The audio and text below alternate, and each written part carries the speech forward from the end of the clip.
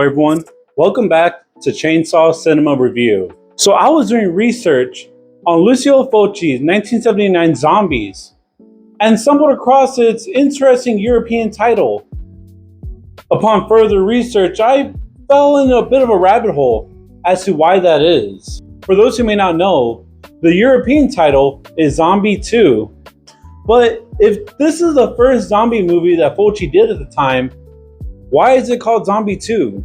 The reason being is due to Italian copyright laws, allowing for any movie to be marketed as a sequel to another franchise. Now the big question is, what movie is this being marketed as a sequel to? Now that, my friends, would be George A. Romero's 1978 Dawn of the Dead. Multiplying too rapidly. Dawn of the Dead. Let's go back a little. Circa 1977, Romero wanted to create a follow-up to his original Night of the Living Dead, but he didn't have funding for it. He began writing a screenplay, but no one was willing to invest on his twisted take of consumerism. Oddly enough, news of Romero wanting to create a follow-up to his 1968 film would travel as far as Italy, and even managed to reach the ears of someone who was arguably on a roll circa 1977. I'm talking about the one and only Dario Argento. A little brief on Argento for those who are unfamiliar with him. Dario Argento broke out into the giallo film scene in 1970 with this film, The Bird with the Crystal Plumage, a movie that would arguably set the standard for future giallo films. And I say jolly because that is a plural way of saying giallo. I don't make the rules, sorry. He would eventually direct 2 more giallo films, creating what we call the Animal Trilogy. He would eventually try to break out of the horror genre by directing a few dramas and period pieces. He would eventually return to the horror genre with his 1975 masterpiece, Deep Red, and would follow that movie up with the 1977 supernatural thriller, Suspiria. Now, Argento was a huge fan of the original Night of the Living Dead, so when word got to him that Romero was playing around with creating a sequel to that movie, he will fly him out to Italy.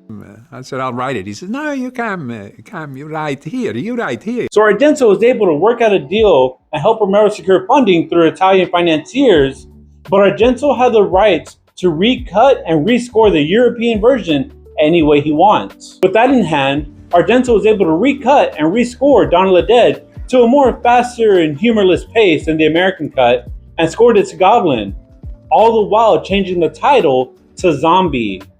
Dawn of the Dead will become a huge success in both the States and in Europe, being the most profitable movie out of Romero's Dead series. But that being said, it wouldn't be long before an Italian sequel will be greenlit.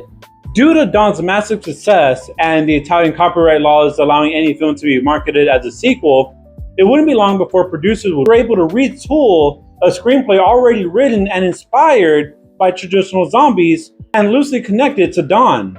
This is how we get the European title, Zombie 2. Now, just to warn y'all, this wouldn't even be the last time this would even happen.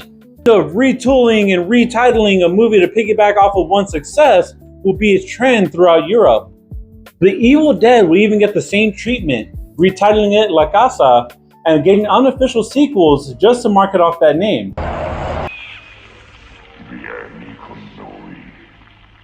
Now be warned, because that franchise is extremely confusing. Like, I'm not even going to get in depth with all the different La Casas or other variants they have. For an even more convoluted franchise that has movies that have absolutely nothing to do with each other, then might I recommend looking into the Demons franchise. Kid you not, there are 3 Demon 3s that aren't even closely related to each other. I kid you not, that franchise is even more fucked than the La Casa franchise. And all that just to market off of one film success. What's funny about all of this is that Dawn and Zombie couldn't be any more different.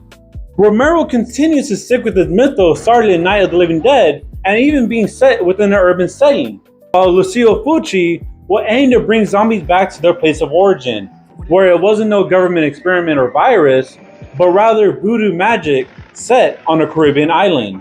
All in all, we gotta remember that these unofficial sequels were quickly and cheaply made, sometimes more so than the original, all just to cash in on one success.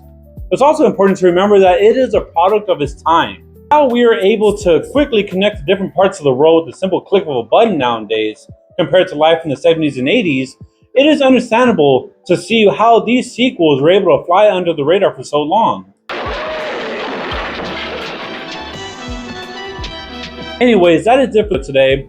I hope you enjoyed the video. I thought because I am going to be reviewing Zombie 2 next week, I figured let's kind of give a little history lesson on how this movie got made and why is it called Zombie 2. Anyways, thank you all for watching. Don't forget to give me a like and follow, and y'all stay groovy out there.